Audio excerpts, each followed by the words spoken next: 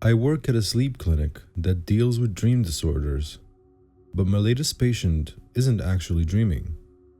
I can't name the specific clinic, but I work at a cutting-edge research facility that studies sleep disorders. Alongside our research, we also offer limited treatments where we try to identify or help people with sleep difficulties who haven't been able to get help elsewhere. One of the young people I work with is a boy I'm going to call Brian. Obviously not his real name. He's around 12 years old and first came to us around a year ago with what appeared to be an unusual sleep disorder. Brian had spent most of his life diagnosed with oppositional defiance disorder and antisocial personality disorder. For those of you who don't know those terms, that means Brian is prone to violent and often hurtful behavior, often characterized by extreme resistance to discipline. Personally, I think he's quite sweet. But Brian has also stabbed 3 different children, 2 teachers, and was once caught testing a bear trap on local cats. Brian also has a remarkable intellect, but he is utterly disinterested in personal interactions of any kind.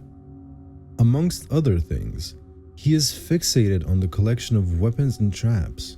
When left to his own devices, he has been known to steal everything from knives to ingredients for gunpowder, and regularly demands survival manuals from local libraries and other special items he's deemed significant. Once, he ran away and traveled over 100 miles to obtain a wildlife trap kept in a museum, apparently enamored with this unique hinge mechanism. Anyone who gets in the way of this collecting is at serious risk of being attacked, and because Brian is both intelligent and very patient, those attacks can be quite horrific. Just ask the teacher who found a sewing needle in her ham sandwich a month after she confiscated his pocket knife. It took years of therapy before Brian's parents discovered that he was collecting these things to help him survive the night. Since that time, they observed him sleeping and he appeared normal enough. But Brian was adamant that he had to take these various devices into his room and have them near as he fell asleep. His parents eventually gave in and let him take these strange objects to bed. When morning came, the strange things would be gone, presumably hidden away somewhere no adult knew of. At their wits' end and terrified that their son would never move past his strange fixation on dreams and weapons, Brian's parents finally brought him to me. I am a developmental psychologist specializing in sleep and dream disorders. Qualified in both CBT and neuroscience, I was tasked with working with Brian in hope of understanding exactly why he is so different to the other children. My conclusions are, frankly, insane. You see, it began with tests on Brian as he slept. Obviously, we had to allow him to take weapons with him into his sleep room. It was a hard sell to the ethics committee, but I was determined to see the EEG recordings of Brian's brain as he slept, and I knew the only way he'd agree was if he had something to help him feel safe. Since then, he's spent nearly every night of the last year in that room and working with me. And the thing is, Brian isn't sleeping. He looks like he's sleeping, but he's not. I know a sleeping brain, and he is absolutely not asleep. He is conscious. He lies with his eyes closed, but his brain does not enter even the lightest stage of sleep. He awakes refreshed, and he shows no sign of sleep deprivation. But neurologically speaking, Brian's brain never even comes close to sleep. In my experience, his activity most closely resembles that of PTSD patients asked to recount their traumatic experiences. Others from the clinic have said that Brian's brain shows shocking similarities to the brains of veteran soldiers, both in structure and activity. I racked my brain over this problem for 3 months. I tried every machine in the building, and in the end concluded that the results were accurate. That means that, providing the data is correct, Brian is the only human alive who doesn't actually sleep. I have since been advised not to publish these results scientifically, and I understand why. No one would believe me. Since then, I've augmented the neurological approach with a psychological one, which I suppose is a fancy way of saying that I've spoken to Brian extensively. Normally, I give out lollipops during my sessions, but I found Brian oddly appreciative of UHC milk and charcoal briquets. It took a long 5 weeks, but Brian finally opened up to me and revealed a most peculiar story. As he put it, "If anywhere is the dream, it's here. There are flying metal birds here and pictures that flash stupid messages and people who don't care about being alive. But over there is only life and death." And I think that makes a lot more sense than any of this. Brian went to tell me that he can take things into his dream. Anything he holds in his hand goes across with him. Worryingly, this is consistent with my observations. Whatever he takes into that room isn't there when he wakes up. His parents told me they thought he found a way of getting rid of the items during the night. But our sleeping rooms are secure, above ground, and have no windows.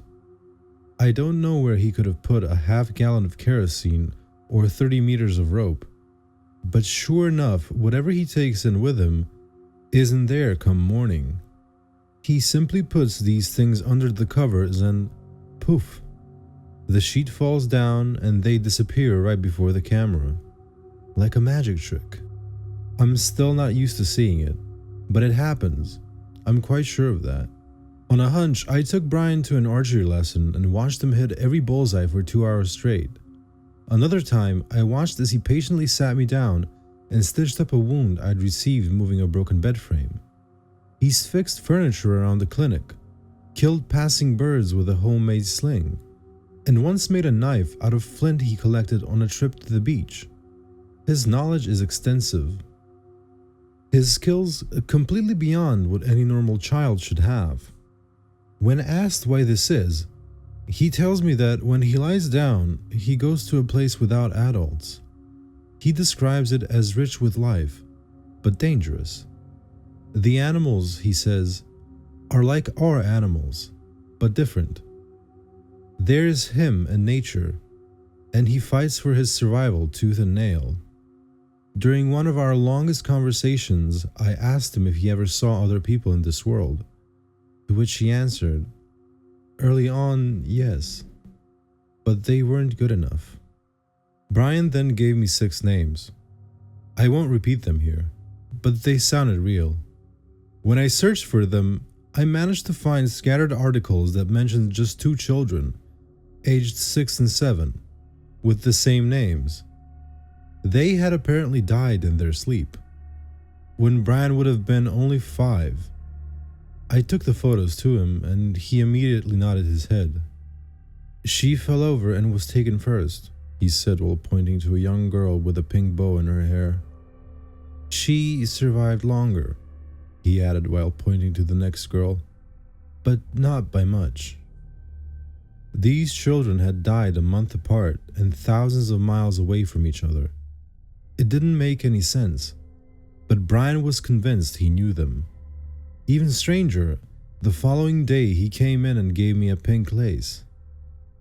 "I went back to the clearing where she fell and found it," he said, nodding to the muddied lace in his hand. "It belonged to her. It was hard back then, but some older kids helped us before it took them." It was ragged and knotted, and no longer a bow, but holding it in my hand, I saw that it was an eerie match to the pink bow in the picture of that young girl. Confused and concerned, I asked, "What took them?" "Mr. Tattler," he said. "Mr. Tattler?" I repeated. "One of the other young ones named it, I think," he said with a strange matter-of-factness.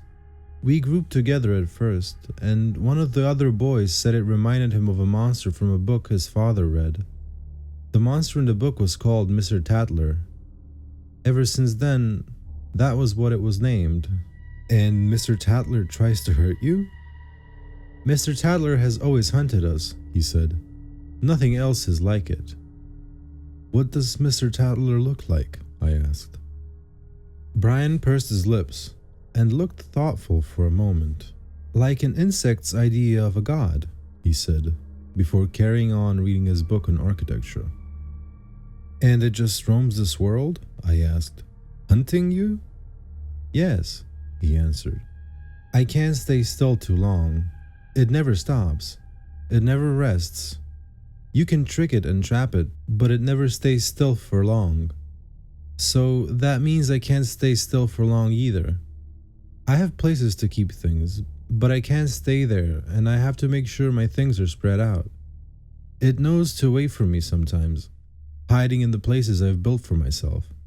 So I have to be ready to go somewhere new, and I have to make sure I keep lots of spare things in different places. Is it smart? Smarter than people, I reckon, he answered. What is this world like? There are savannas if you follow the sunset, and weird mushroom forests if you follow the sunrise. And depending on the time of year, it can get cold or warm. But I mainly stay in the jungle because of the cover. If you're curious, he said, the first girl to die tried to run into the water and was eaten by one of the things that live in there. So there are more things hunting you than just Mr. Tattler. No, he said. The animals are dangerous, but stupid. Only Mr. Tattler hunts us. I mean, other animals try, but they're just animals. It was a scorpion, by the way. A scorpion? I asked. Yes, he said. What took that girl? It was about 4 meters long. They don't have stingers, but they do look like scorpions. They're very tasty if you cook them right. Not very smart either. It's dangerous, but I think it's fun to kill dangerous things. It makes me feel strong. Have you tried to kill Mr. Tattler then? Oh no, Brian said, his face scrunching into a frown. You don't want to get near Mr. Tattler. He's fast and far too large. Even though he's big, he can hide very well, changing size and shape to fit into strange places. And he's too fast to run away from. If you stay still and hide, or find a way to distract him, he might not see you. That's how I survived when I was too young to know any better. But the best way to beat Mr. Tattler is to know where he is and to stay very, very far away from him. I don't know why, but I found him convincing. He was so driven and spoke with such purpose, I couldn't imagine a child making all that up. I told myself I didn't believe him, that it was all just a strange disorder, but I still decided that the best I could do for Brian was just to give him the resources he needed to feel safe. That meant getting him books, weapons, fuel, any random thing he asked for. He'd often wake up at the clinic, stumble straight out into my office, and start reeling off a list of specific things. In return for me getting these things, Brian agreed to stop attacking people. It was deemed a sort of breakdown by his parents, but I felt like a fraud.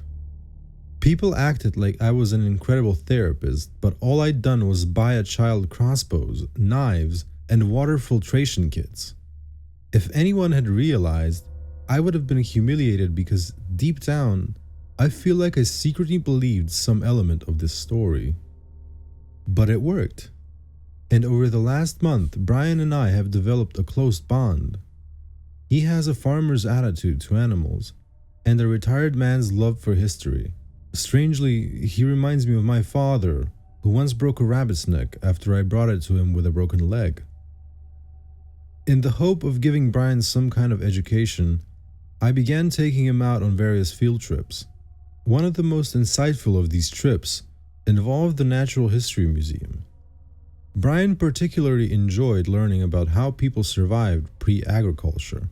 But it was actually as we passed a display from the Devonian period that he stopped to stare at some artwork showing a muddy brown amphibian. It was meant to be one of the first invertebrates to migrate onto land, some hundreds of millions of years ago. Huh? He grunted. What's wrong? I asked. The color is wrong, he said, gesturing to the strange-looking salamander. They change depending on the season, but they never look like that.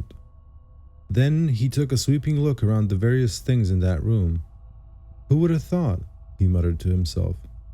He later made me buy a book from the gift shop that showed all the things in that particular display.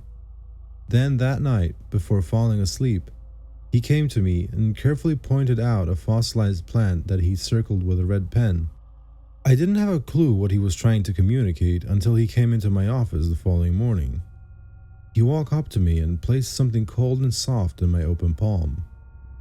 When I looked down, I saw a perfect living replica of the flower from the book. Could you take a camera with you? I asked, barely able to even grasp the staggering conclusion I was slowly reaching. What would I use that for? He said, perplexed by my request. I don't need a camera, I need more rope. And with that implicit request, he returned to his room to gather his things and left me alone with my shattered mind. Obviously, I obliged. But for the next few weeks, I started to slowly come to terms with the strange possibility that Brian's story was legitimate.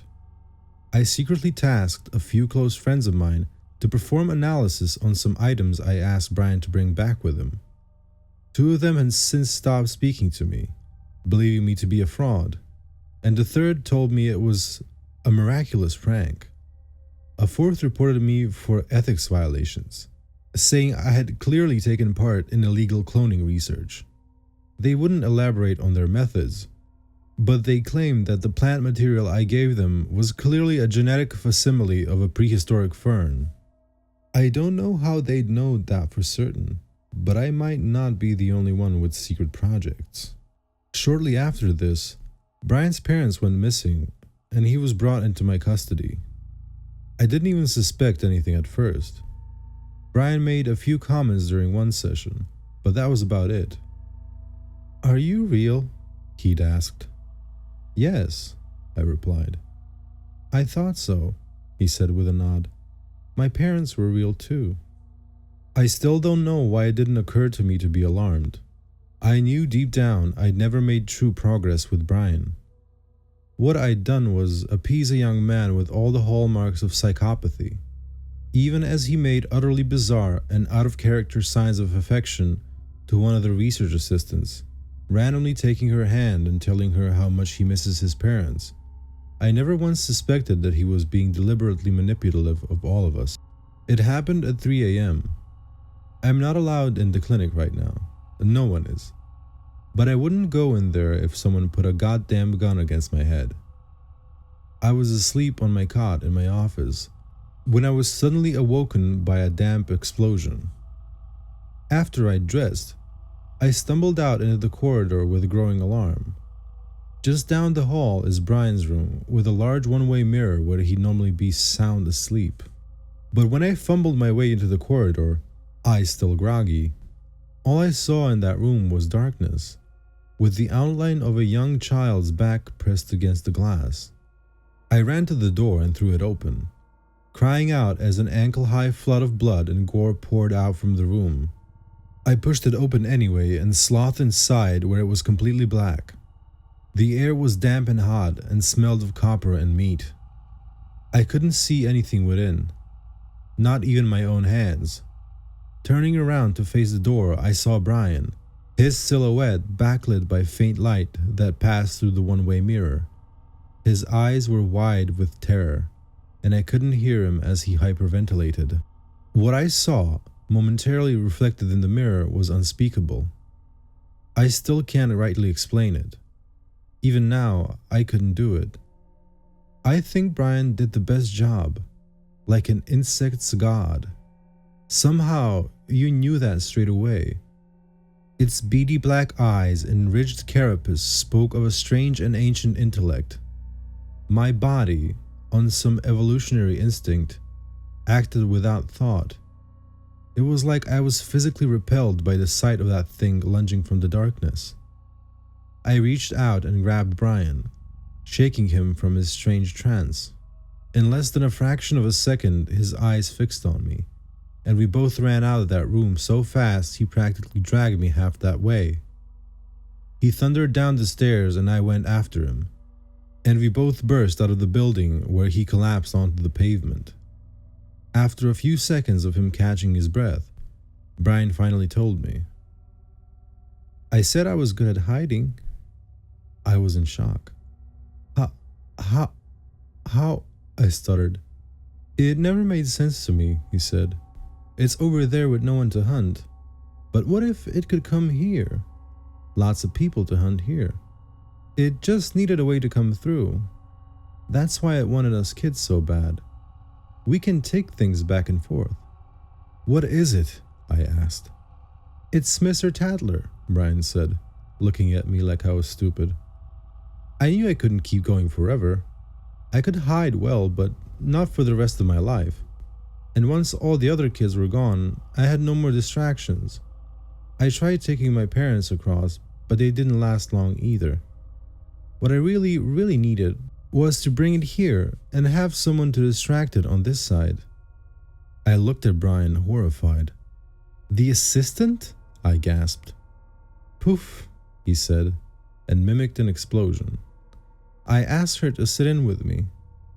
I'm surprised you didn't notice. It got her good. I think that's why it left me. I think after all these years, we've finally reached a compromise. This makes so much more sense. I can be over there, alone, and it can be over here, with people. Brian then looked at me with what I can only describe as the look of a mercy killer. It's good you got away. I don't think you'd be so quick. But you won't be quick enough, for long enough. That's always the problem. It enjoys the long hunt. Because you got me out of there, I suppose I can give you some help. I'd stay out of dark places, he said with a grim smile. It's very good at hiding. I've spent all day being questioned by the police and others. It's all gone so fast I can't even process it all. Now that they've left me alone, I've spent every second of the last 2 hours researching this thing. I find references, some old ones, that maybe make some sense. I don't know.